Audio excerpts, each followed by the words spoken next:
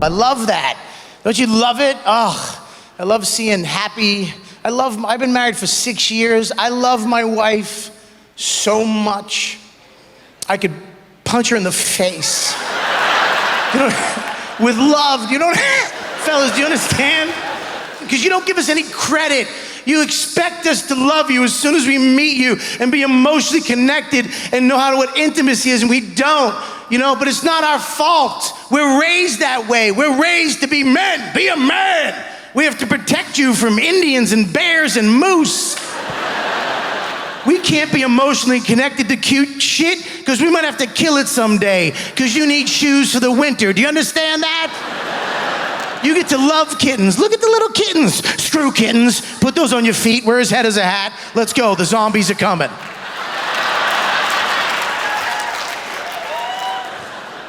Women not only get to feel joy and happiness, you get to cry. You get to feel pain. And women get to cry over anything. What's wrong? The sun went down, Papa. It's like, what? What did she just say? The sun? I broke my wrist as a little boy. My father was yelling at me. Look at me. Look at me. It doesn't hurt. It doesn't hurt. Look at me. Be a man. Be a man. I was like, okay. There's a bone sticking out. It's like, no. Okay. I'm in the 2nd grade, but I'll suck it up for you, Dad, number 2. Okay. Then later in life, you meet a girl and you fall in love, and that's when you finally start to learn. How? By living with you, spending more time with you, spending more time with a girl than you do your guy friends. Guy conversations are stupid. You live with a guy, you don't care about each other's well-being. You never come home from work with a guy roommate. Hey, how was your day? Do you want to blow me? What? Is that code for men's sex? Why do you care? You live with a girl, different story. You come home, hey, what's up, baby? How was your day? It was awesome. What's wrong? Nothing. Everything's fine. Something's wrong. You're not the same person. Something's wrong. No, I'm good. Don't do this. I'm fine. No, you're not. I know you. You're not you. I know you better than you. What happened at work? What happened?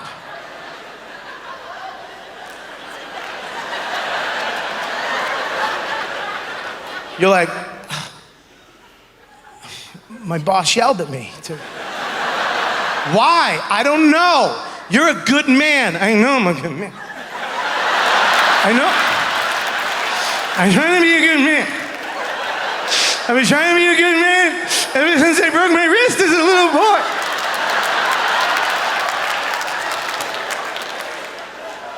You want to be emotionally connected? You want to open up emotionally? Watch TV with your girl. Watch what she watches. Guys watch dumb stuff. We watch sports and men trying to find shit in a storage unit. Just, right? It's a hovercraft and a samurai sword. We're rich. Women watch great shit. Women watch like Dr. Phil and Dr. Oz and Extreme Home Makeover, human beings helping other human beings better their lives. Extreme Home Makeover, move that bus. If you don't cry at that part of the show when they move a bus to reveal a new house in the projects, you're a serial killer. You've murdered 2 hookers and 3 squirrels. There's something wrong with you. Move that bus messed me up for the first time in 15 years. I cried. I sat down, I'm like, what are you watching? Move that! Oh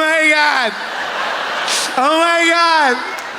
They built a slide from his bedroom into the kitchen so the kid with no arms and no legs will never miss pancakes again.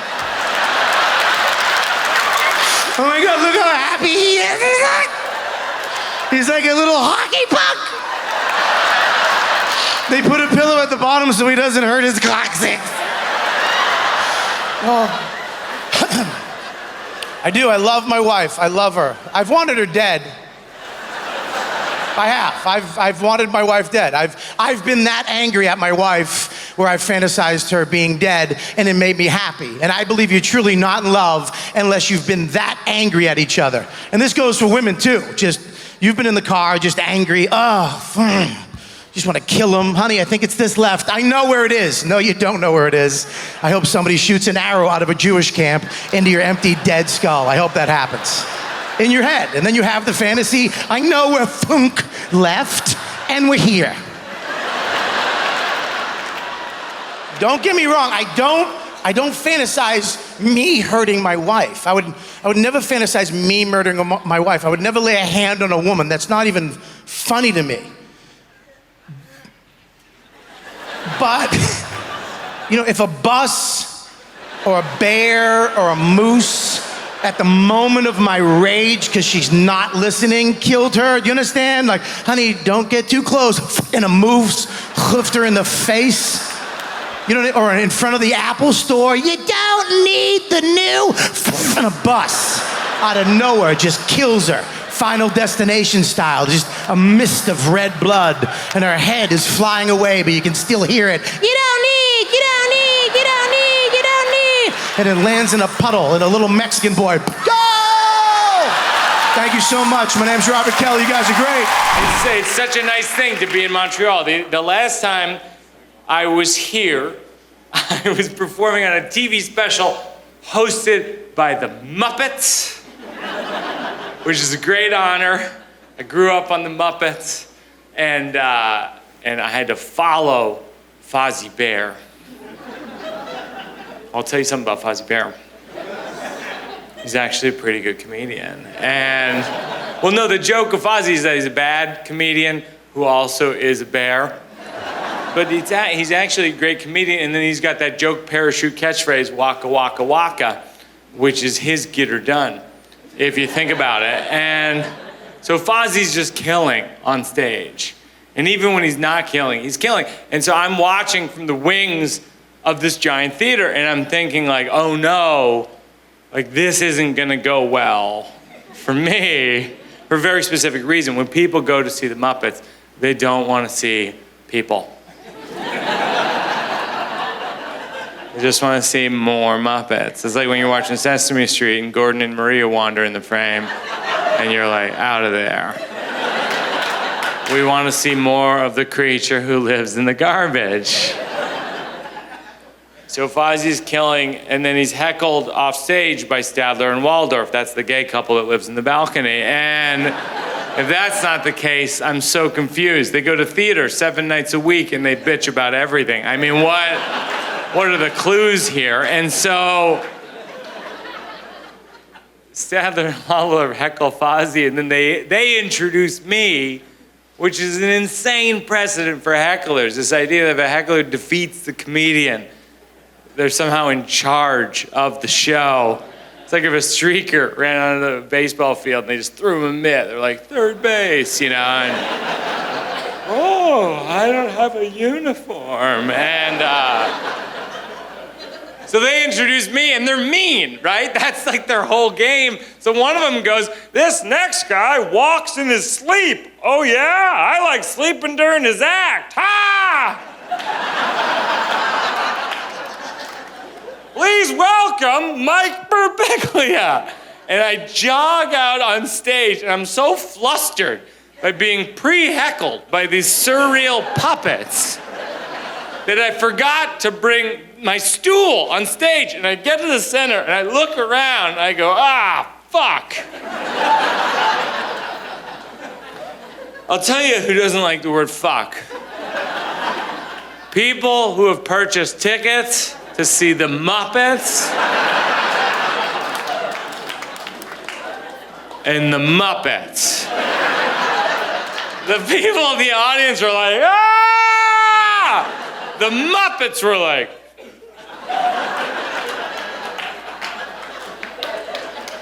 I go, sorry about that, and I jog off stage. And I jog back on stage, this time with the stool, but there's nothing I can do to get the audience on my side, because not only am I the guy who cursed during the Muppets, as far as these people know, I'm the guy who curses exclusively on the Muppets. Not even in the context of a joke. I'm just this guy who jogs on stage, says fuck, and then jogs off stage. I'm like the villain of the Muppets. I'm like, fuck monster. which is what I've been trying to get my wife to call me for years. So I'm bombing on the Muppets, literally the opposite of my childhood dream come true. When I was a kid, I remember thinking like, maybe someday I'll be on the Muppets, but I never thought, maybe someday I'll be on the Muppets, and it's not gonna go so well. After 10 minutes of this, I walk off stage, and I'm defeated, and I'm not making this up, I was consoled by Kermit. Really, he was like, I thought you were good, and I was like, not now, and I just wasn't ready for it, and I just felt so bad, but the more I thought of it, the more I thought, like, maybe I'm being overly prude on behalf of the Muppets. Like, if you think about it, the Muppets have seen a lot. They're like 75 years old. Like, you think when the cameras aren't rolling that Animal doesn't curse? You think Animal's never like, this fucking snare drum sounds like shit? Pretty sure Janice has tried heroin. You know what I mean? Like, you think Janice is never like, Kermit, I am like so fucked up.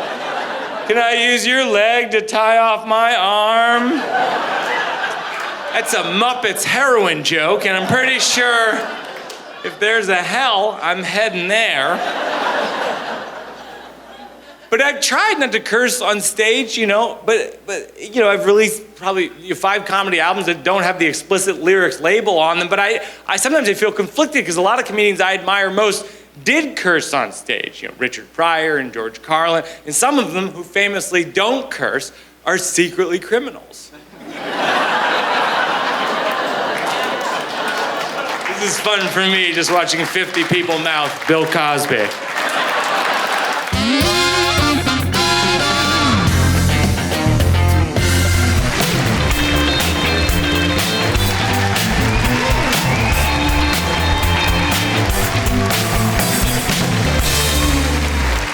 Thank you. Great to be here. I went to Chinatown today. Beautiful. I'm from the States. There's Chinatowns everywhere. Chinatown, New York. Chinatown, LA. Chinatown, Montreal. I went to China. I was hoping to find an America town. Just a bunch of fat white people dipping food in ranch dressing, looking for free Wi-Fi all day. So I'm from the States. We got a new president, pretty sweet. Trump. I gotta say, very smart man, very intelligent. Honestly, he beat all his established politicians at their own game, took them down peg by peg. He got the gig. He's the president of America, of the United States of America. Very smart, very intelligent, extremely limited vocabulary. Everything with him is always extremes. It's the best, the worst. There's no middle ground. To me, it's almost like he has the vocabulary of a waiter at the Cheesecake Factory. And you're asking for recommendations on certain dishes. You're like, so Donald, would you recommend the artichoke dip? The best. The soup? The worst. The salad? The best. Gotta get the salad. All right, would you recommend the Thousand Island dressing? Don't insult me. We don't do that here. Billion Island dressing with a B. Thank you. Billion Island dressing. Okay. How about the French dressing? Weak. Very weak. Russian dressing? Never heard of it. Trump will always go 2 for 3 for me. He'll always say 2 things I would hear any other politician say. It is the 3rd thing he says that makes him Donald Trump. To me, he always reminded me of a guy that shows up a little too eager at a college keg party. It's 9 o'clock at night. He's saying all the right things out of the gate. So he's like, all right, guys, got a lot of beer in the coolers. We gonna party tonight? Every guy's like, we're gonna party. Get some pot, get some girls. We're gonna party, right? We're gonna party. Then we're all gonna blow each other. What the fuck did he...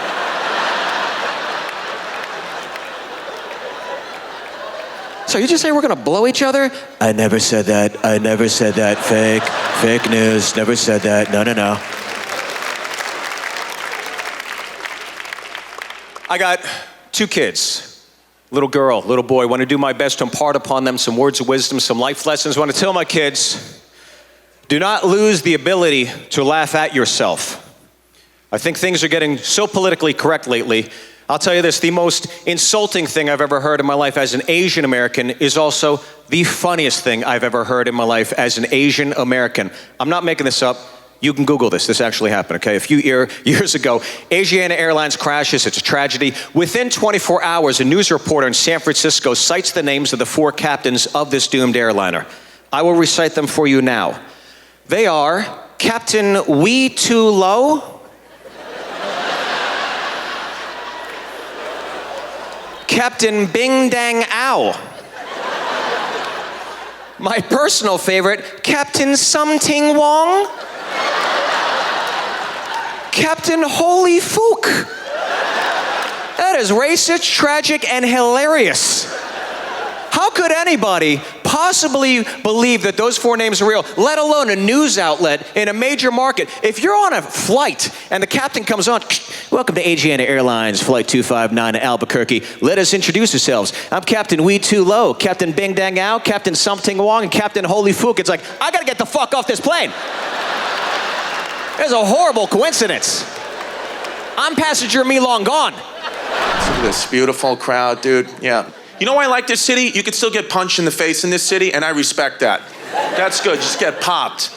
Like, I'm from, Brooklyn. I live in Brooklyn now, and it used to be like Brooklyn, New York, but now it's very soft, gentrified and quinoa, and so nobody gets hit anymore, and I think that's a problem, Like, now you see, like, in my neighborhood, you see guys, like, the other day I saw a guy who was like 45 years old going to work on a scooter. He was on a scooter, not a Vespa. Okay, he was on a fucking scooter, just like that, just ripping it down the street. Suit, helmet, scooter. Big smile on his face. I'm like, what are you smiling at, dude? Do you think your wife's not cheating on you? You're on a scooter. What do you think? You think you could just leave the house on a Fisher-Price one day and her not bang the neighbor? It's happening. As it should be. Think about your father right now. Put that man in your head. Could you imagine if he left the house one day on a scooter? I mean, that would be a pivotal moment in your life. You change as a person. I would look at my mom and be like, Mom, listen to me. Dad's gone, okay? Just forget about Dad. I'm 6 years old. I run the whole operation now. So let me go learn like shapes and shit because Dad's playing fucking hopscotch. It's a wild world. It's just nuts. I'm telling you, it's because nobody gets hit. That's the reason. You can't hit anybody, so people just do whatever they want, Everyone's coddled. It's very coddled. You didn't know anybody with a peanut allergy before 2007. That's a new problem. I went to school in New York City, 9 million people, 0 peanut allergies. There was not one. Now there's conventions, tables. Everyone's got a peanut allergy. Like, I have a nephew, 12 years old, peanut allergy. And he talks shit. That's the interesting part about this kid. He's talking shit with a peanut allergy in a peanut-friendly world. It's like, what are you doing? You can't... He's like, well, I say whatever I want. My mom says we're all created equal. I was like, yeah, listen, not you. I can kill you with a fucking pecan, okay? So I know what your mother says. You want to look at memes and shit? I'll bring a Snickers in here, your arms will blow off. So you got to understand, certain things just don't apply to you. Shut your mouth. Shut up. But he can't. He just can't. He just wants to talk because he's got, his mom is just like, speak your truth, It's just like, so he slept at my house the other day. I was like, buddy, look, I'm your uncle, all right? What does that mean? I don't really love you, okay? I mean, like, you're all right. Your mom is my sister. And to be honest with you, she's a bitch too. Like, the both of you are just like, but I don't want to see you get hurt. So just don't talk. But he can't. Sleeping over. It's like 3 o'clock in the morning. Just check on him, make sure the kid's okay, open the door.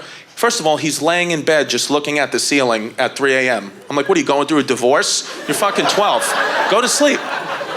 I'm like, are you okay? He goes, yeah, I'm fine. What's your problem? I was like, what do you mean, what's my problem? What's your problem? He goes, oh, what's my problem? You're my problem. I was like, no, cashews are your problem, okay? Are you kidding me? I haven't been able to bring an Almond Joy within 1,000 feet here since I met you, bubble boy fuck. I'm not your problem, okay? You're allergic to peanuts. You have a real problem. Uncle Chris doesn't pay attention to me. Doesn't pay attention to you? I have to walk around with an AK-47 full of epinephrine anytime I take you outside in case you step on a fucking walnut. I can shoot in the neck from 1,000 feet away so you don't go into anaphylactic shock at the zoo. But I'm the problem, People just don't get hit. I'm telling you, nobody gets hit. That's what it is. Like, I have a kid. I have a 3-year-old daughter, and I'm like an outcast of my friends. They think I'm like, they can't believe it. My friends. They're like, you're a little young to be a dad. I'm like, well, I'm 33. They're like, it's a little young. I'm like, if this was 100 years ago, I'd almost be dead right now. Do you understand that? I'd be dying of tuberculosis right now. My kid would be 28 years old. Like, I disagree. That's what they always say, my friend. I disagree. I'm like, what do you mean? The other day he said, one of my boys, he was like, just because I don't have children, that doesn't mean I'm not a parent. I'm like, that's exactly what it means. It's word for word what it means. I disagree. What? He goes, yeah, just because I don't have children, whatever. He's like, maybe I don't have children. I have cats. Am I not their father? I was like, you're not their father. I could tell you with zero brain energy, you're not their father. Okay, I have a human child, you have a cat. You can love the cat, but it's not. He goes, no, the cats are my children. I was like, what did you just say to me? He said, the cats are my children. I'm like, you're living in one of the only times in history where you're not gonna get killed for saying what you just said. So thank God it's 2018 and you're in your safe space, because if this was like 300 years ago, Salem, Massachusetts, and you walked into that village and you said, these are the children, my cats, they would burn you at the stake immediately. There'd be no questions asked. You'd be tied to a piece of wood and set on fire, and the whole town would clap and laugh at you because we got rid of the witchcraft. But now I have to read your blog or I'm the asshole? Fuck you. Can't do it anymore. Not gonna do it. I'm not gonna do it. I just, you don't care. It's a wild thing. And the older generation, like, they don't get it. Like, not everybody's gonna agree with you, and that's okay too. Like my father, he was born in 1948 in Brooklyn. He's like a garlic knot with a heartbeat. He doesn't know when you're like, sir, you're using the wrong pronoun. He's like, what's a pronoun? He would just have no idea. So just leave him alone. Like my dad, he just thinks everybody's gay. That's what he told me the other day. He goes, you know what, Chris, I did the math. Everybody's gay now. I'm like, what math? What are you talking about? You did the math. He goes, no, just, everyone's gay. I'm like, that's not, there are gay people, but not everybody's gay. He goes, yeah, no, everybody's gay.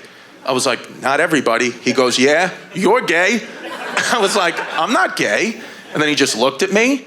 I was like, am I fucking gay? Like when your dad just, he knew. You can't even be healthy around. If you try to be healthy around my father, gay. Like I had a blueberry yogurt once when I was 15. It's never been the same since. Never. If he was here right now, he'd be like, lick the microphone, Chris, so you know you want to. So just lick it, dip it in the Chobani, go call your boyfriend. Happy anniversary to the JFL. World's changing, people. I got a problem with customer service. I don't know what's going on. People got no passion anymore in their work. I don't know. I've been working since I've been 8. I was watching cartoons in the living room. My Italian father came in. He's like, hey, go start a business. Now?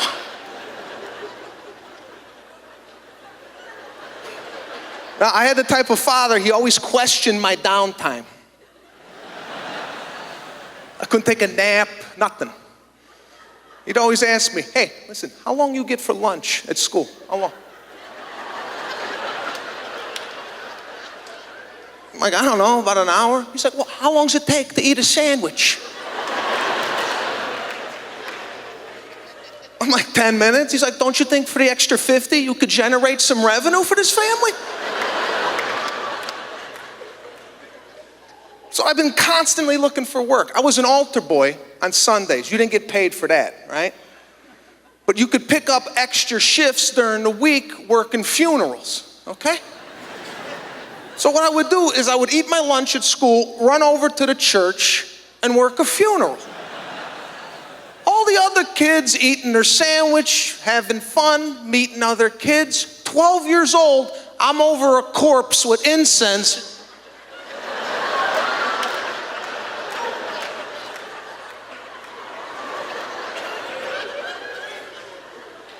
So I grew up with having a work ethic, and now I don't see that. Every time I go out, I went to Home Depot looking at a barbecue, right? Does anybody at Home Depot know anything about anything in the store? Right? So I'm in the barbecue section. A woman that worked there kind of fell into the section. And do you ever look at somebody that works somewhere and just on the look alone, you're like, they don't know what the hell they're doing. But I lobbed one in. I said, let me lob one in, see where she's at. I said, excuse me, you know anything here about the Weber? She's like, I think this one. I go, oh, you're gonna make it up?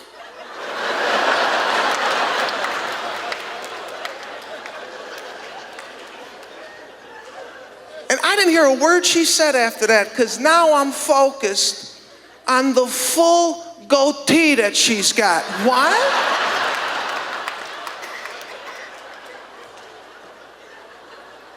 Now, if you're a woman and you want to grow out a goatee and work at Home Depot, fine. But shouldn't you be in the back on a forklift or something? Handling sod? This is the best they got? This is the front line of employment? And if this is what's up front, what the hell is in the back?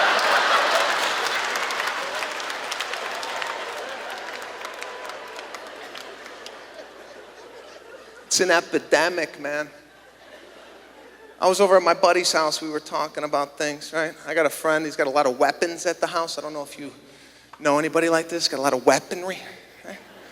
He's got a compound bow and arrow in the house. I go, now, if you don't know what a compound bow is, the arrow travels at about 100 yards per second. It could take out a timber wolf, no problem, right? I'm like, John, what the hell you got this in the house for? He's like, you kidding me? It's for home invasion. Home invasion? Could you imagine the poor bastard that breaks into my buddy's house? As a criminal, you can't even prepare for something like that. Right? The criminal comes through the kitchen window. He thinks nobody's home. My buddy hears him. He gets out his bow and arrow.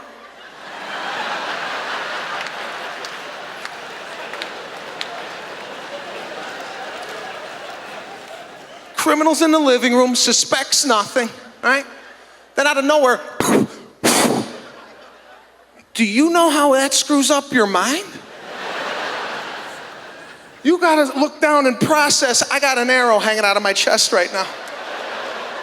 Did I break into an Apache's home? Are there Indians here? Is this a casino? What the hell's going on? You guys have been great. Take care. Be good.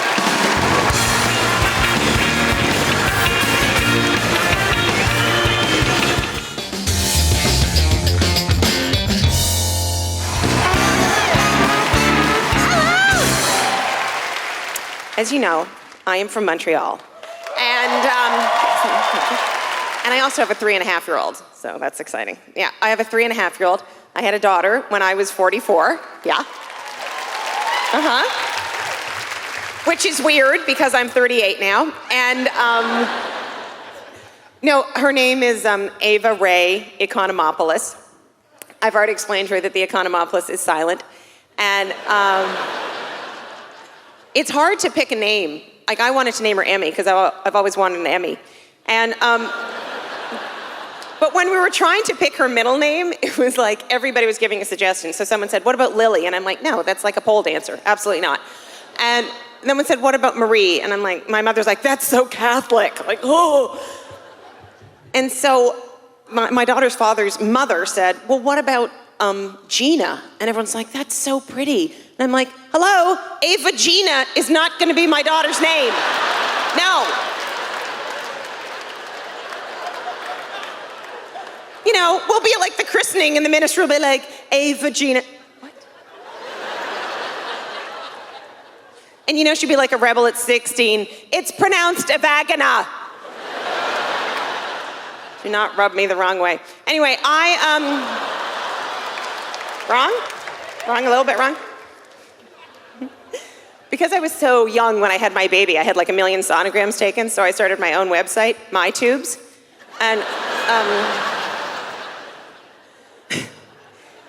it's sort of bizarre though, because she loves candy and she's constantly taking her clothes off. And she goes up and like dances to people like a little call girl. She's like, got any candy? Candy. I'm like, stop it. It's kind of perfect that I have a 3.5-year-old because I'm like basically perimenopausal, so we're like perfect companions. We both cry uncontrollably for no reason. We love candy and we enjoy battery-operated toys. So I was reading her 50 Shades of Grey, and no, it's the Canadian version, 50 Shades of A. It's the same story, but everyone says sorry right afterwards. And that is the most unrealistic books I've ever seen. 3 volumes of sex, not 1 bladder infection. Fiction, okay, fiction. Seriously, she should be on an IV of cranberry juice by the 2nd chapter. Just like.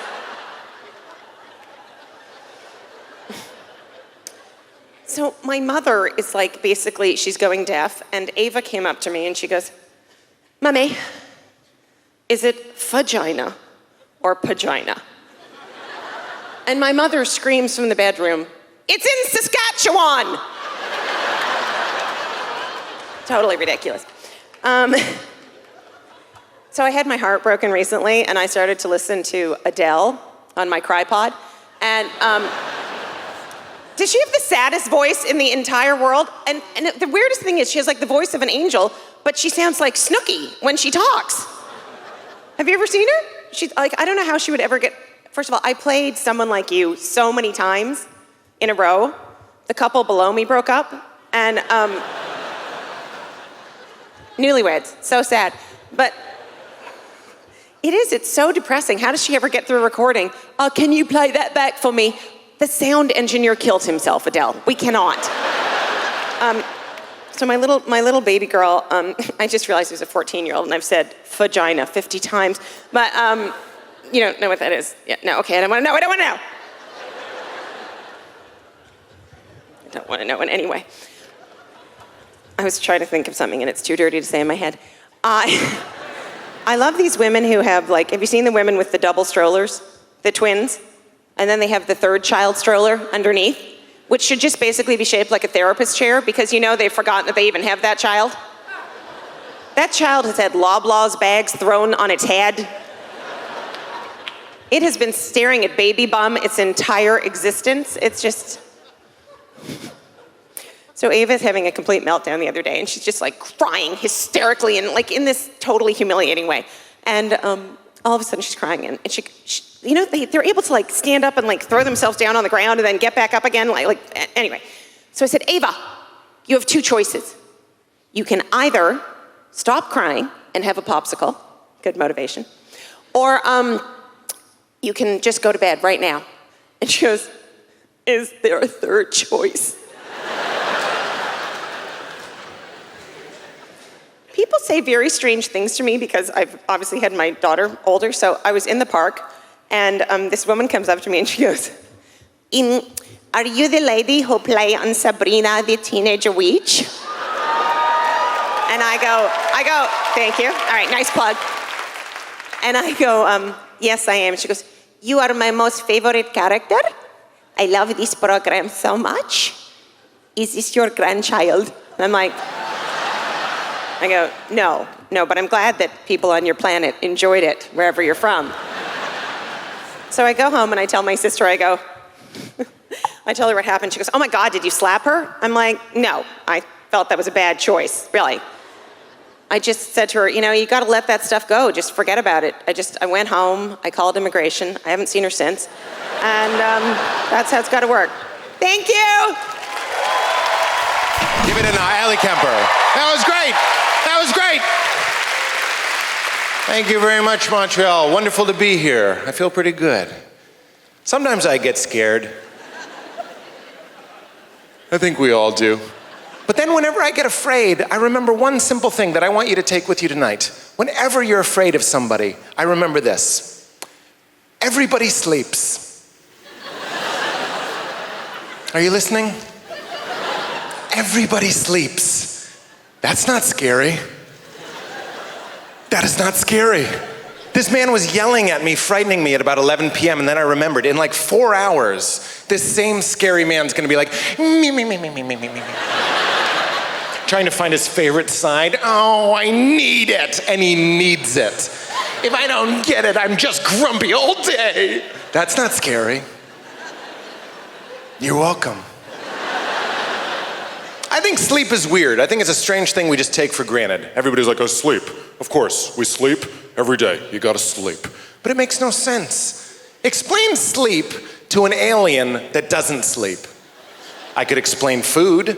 I'd be like, well, I need energy, so I eat things that have energy that I might burn off that energy so I could have the energy. The alien's like, okay. Anything else? Yeah. At night, I just gotta shut it down. I gotta lie still in the dark, it better be quiet, for like 8, 9, sometimes 12 hours. The alien's like, oh, that sounds boring. No, my brain plays movies that I'm in. That's a good time.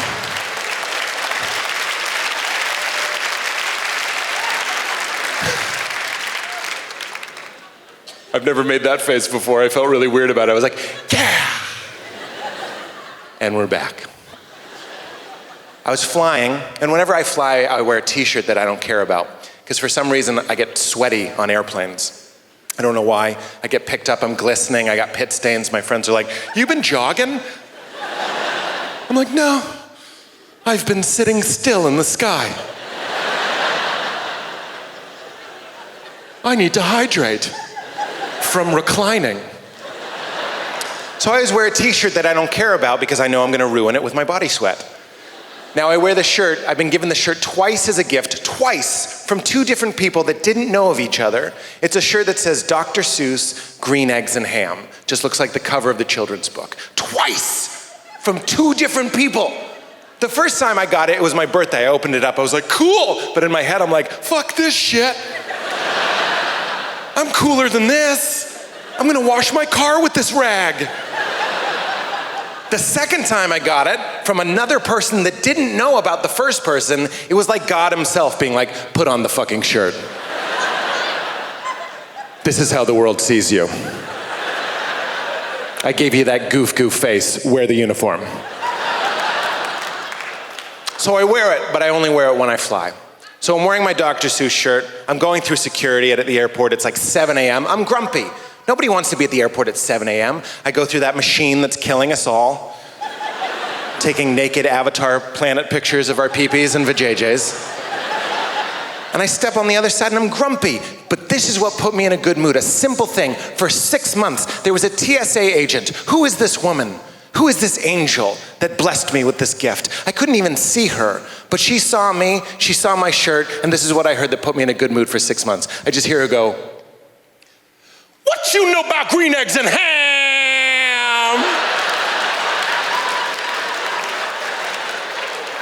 That happened in life, in reality. Not in the comedy club, no cover, no drink minimum, just a woman killing it in the wild. Just like, I'm gonna make life better. How can you be unhappy when that exists? What you know about green eggs and ham? That is joy in a pill that you can keep behind your teeth for when you need it. Do you understand? That always makes me happy. I want that in my wedding vows. I'm gonna be like, to have and to hold, and what you know about green eggs and ham? And if she doesn't laugh, she's not the one. I'm gonna do a 360 and walk out. That's right, through her. Don't math check my jokes. Don't math check my jokes. You have this now. Whenever you need joy, it's there for you. If it's the holiday season and you're at the mall or some shit and you're waiting for a parking spot and it's taking an hour and then finally someone pulls out and you stop and you signal and you do everything right, that spot is yours. But then at the last second, someone else swings in and steals that spot. You have a choice to make. You can get mad. You can be like, die, cock butter, bitch. I don't know how to be mad. Cock butter, bitch. If you're not laughing, you're not picturing a naked man but instead of a penis, he has a stick of erect butter. Just like he's trying to get it in, but it's warm in there and there's give. There's give to it. That is a new way to say you've lost your erection, just like, sorry, baby, it is Land O'Lakes down there. I am sorry. I can't believe it's not an erection. Riffing bets. But if someone steals your spot, you have a choice. You can get mad, cockbutter, that's a loss. Happy people do not steal parking spots. Unhappy people steal parking spots. So that person's already miserable. By yelling at them, you're only making yourself miserable. Why not confuse? Roll down the window, 1972 style gesture for them to roll down their window. And when you lock eyes with them, and I really mean looking into their soul, like a college freshman playing Hey There Delilah on the acoustic, just staring into them. Just be like, what you know about green eggs and ham? Then do joy donuts for 45 minutes. Just like, could you with a boat? Could you on a goat? I guarantee when you're done laughing, more parking will open up. That's a promise. That's a promise. Now show me a 9, 10. Thank you very much, everybody. Good night. Have a good one.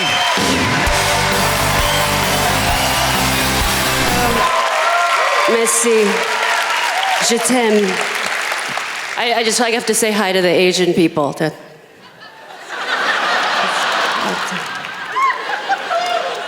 It's going well. I want to give you some American news. Now, this is exciting. The very second Asian American family television show ever, fresh off the boat, got renewed for a second season. So I'm very proud, very excited about it. So very, very good. We did a good job. We did excellent. It's good because it's that I had the very first Asian American family television show 21 years ago. Yeah. And I fucked it up so badly. They had to wait for an entire generation of Asian Americans to be born and grow up with no memory of me whatsoever. I have a very Korean name. My Korean name is Moran. Moran! Moran! That's my mother calling me. Moran! That's a legit Korean name. I mean, it really is. It's actually the name of Kim Jong-il's production company. So, you don't want to face off with me as a Korean. I'm fucking really Korean. I really am Korean. But I have met people more Asian than me. I met a girl, her name was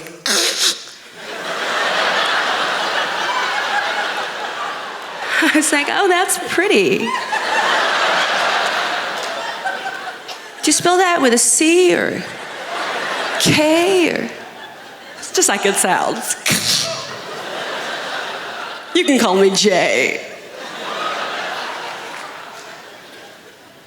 I feel like Fresh Off the Boat is a point of pride. You know, I'm proud of it, but the people at the network didn't like the name Fresh Off the Boat. They thought it was racist. Of course, it was all white people.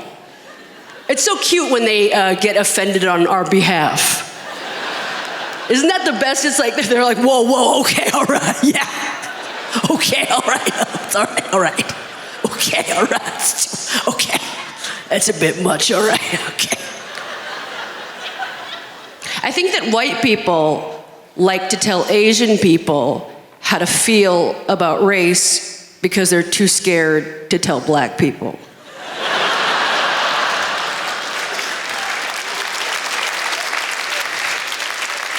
You know, we have less melanin, probably not gonna protest.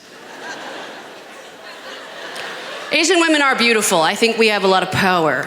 I do believe that. I feel like I might be a little bit past my sell-by date, but I still have. I think if there was an Asian woman army with big boobs, we could solve all the problems in the Middle East. Because we can make Jews do anything. If it had been us, instead of Moses, it would not have taken 40 years to get out of the desert. But sometimes I think, you know, we as Asian women don't even understand how beautiful we are. We have a sort of inferiority complex to white people. I mean, I've seen that happen where you see a really beautiful Asian woman, and she's with the most fucked up bust-a-face white man. You know, I'm just like, bitch, are your eyes that small?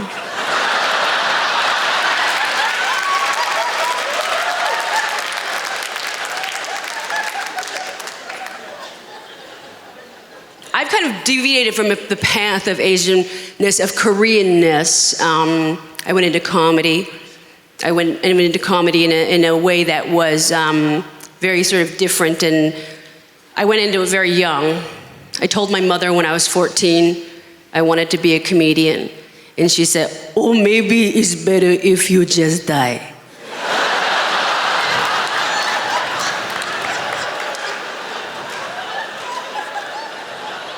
But she's into it now. She's very proud. You know, she looks at my work, and I get to show her new things like YouTube, get her to try to understand technology and everything. And I showed her a video of Miley Cyrus twerking. And all she said was, "Oh, she's shaking out all of her luck."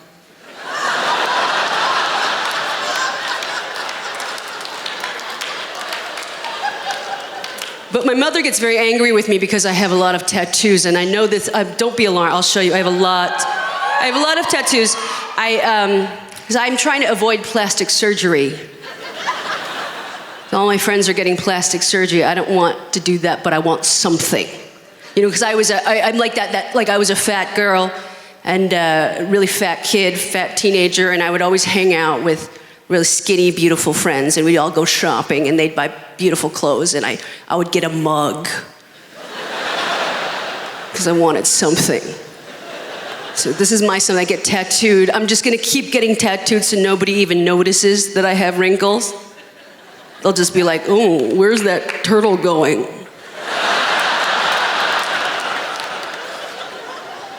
So I don't have a lot of time. I'm just gonna show you the extent. This will be a good kind of a closer.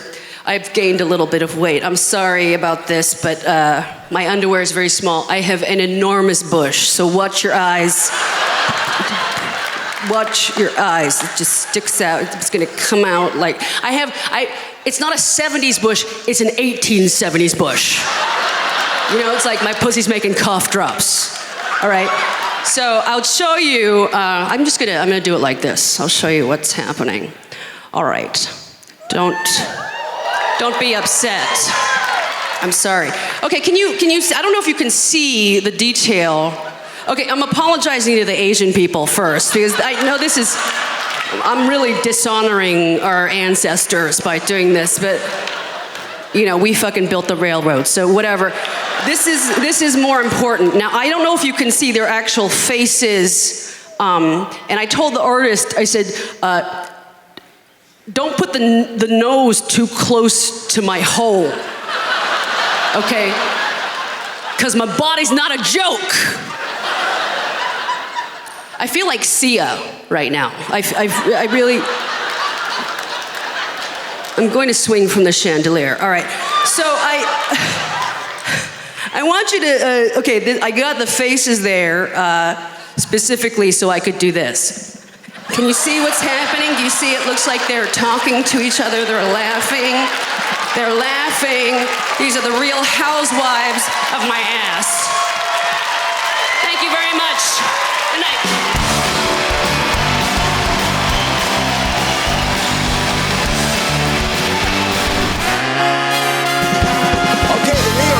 Called our next act one of the country's strongest comedians.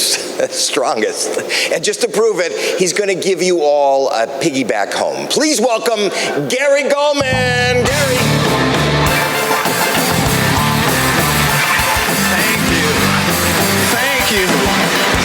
Thank you very much. Nice to be here. I'm staying at the hotel across the way.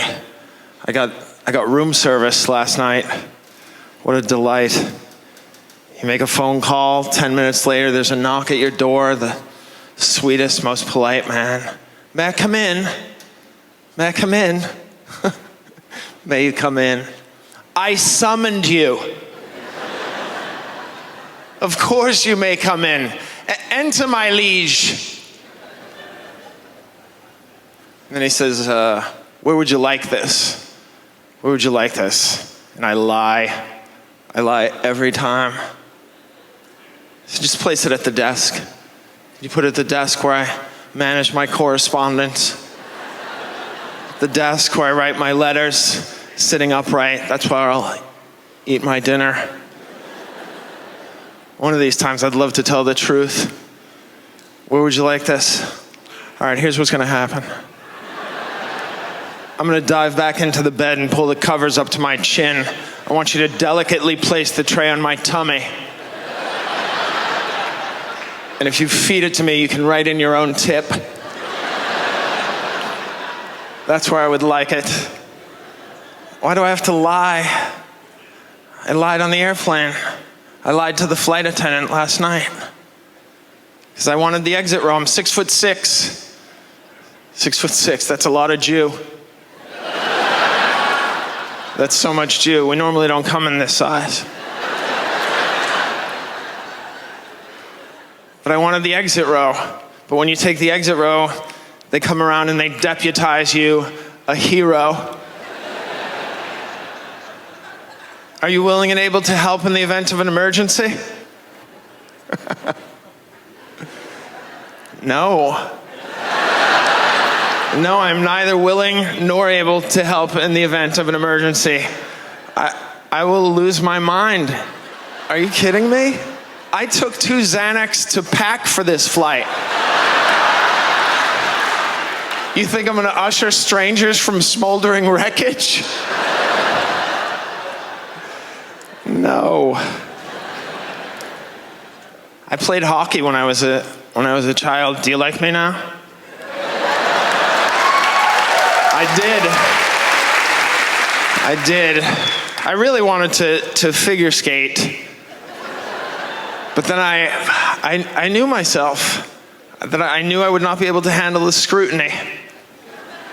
And I realized that figure skating, as brutal as hockey is, figure skating is much more brutal, barbaric even. They make the woman finish skating after she's fallen. Lowest point in your life? Keep dancing, sweetie. Yeah, try another Lutz. They should race the Zamboni out there, scoop her up and whisk her off into a private room where they give her a carton of Marlboros and a pillow to scream into. She's not gonna win. It's over. You never see a woman on the gold medal stand with slush running down her thigh. Split lip and a bloody nose. Let her start to regroup. Instead, they make her finish skating. Give her scores. We know the scores. And then they interview her. Don't even give her time to recombobulate. She's apologetic. I'm sorry I'm late. I was just digging out from under an avalanche of broken dreams. Hi, Mom. Hi. Thanks for turning a carefree hobby into a joyless prison. I've never tasted a brownie.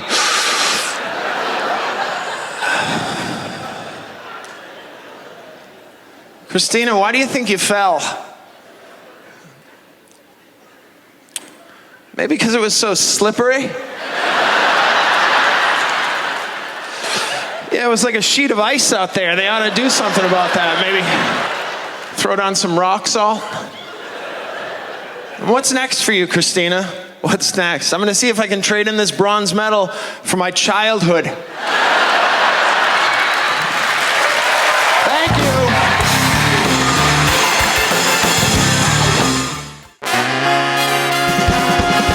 Hey, our next guest has performed on stage alongside Martin Sheen and Meryl Streep, but I'm pretty sure meeting me will top that, because I'm the owner. Please welcome Erica Rhodes.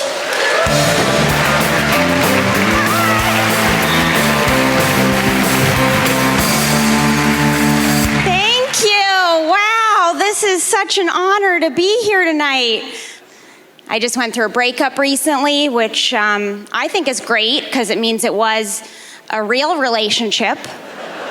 Finally, right? Usually I'm like, it's over. And he's like, who's this? I don't know this phone number.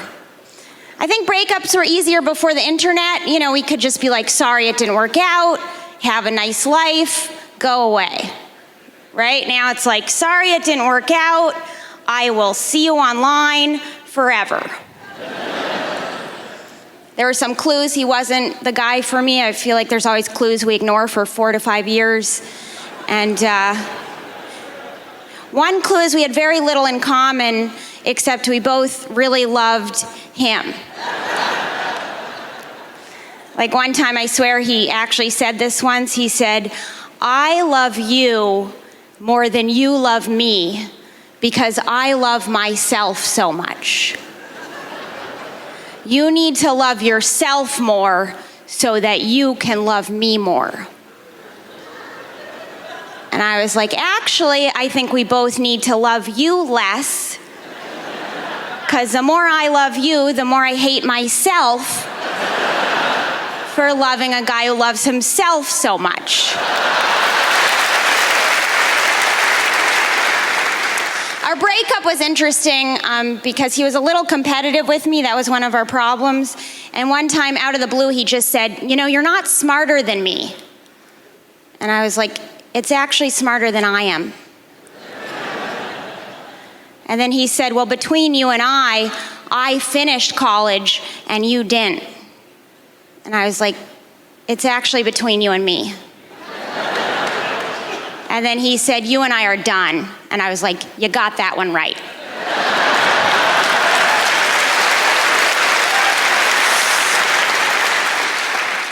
I'm getting a little older. I'm in my 30s now, which is, I know it's not old, but certain things change in your 30s, you know, like I don't relate to anyone in their 20s now because I look at them and I'm like, you're so cute because you still think you matter. The rest of your life, it's just a really long journey where you find out you matter less and less and less every day, and then you die. Not to give it away to the kids in the crowd. My friend wanted to get lunch recently, but she's like, I'm vegan now. And I was like, uh-oh, here we go with that whole thing. I was like, do you want to go to Cafe Gratitude? It's a vegan restaurant in LA.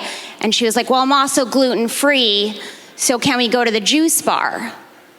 And I was like, how about we just never speak again? Let's just move on with our lives.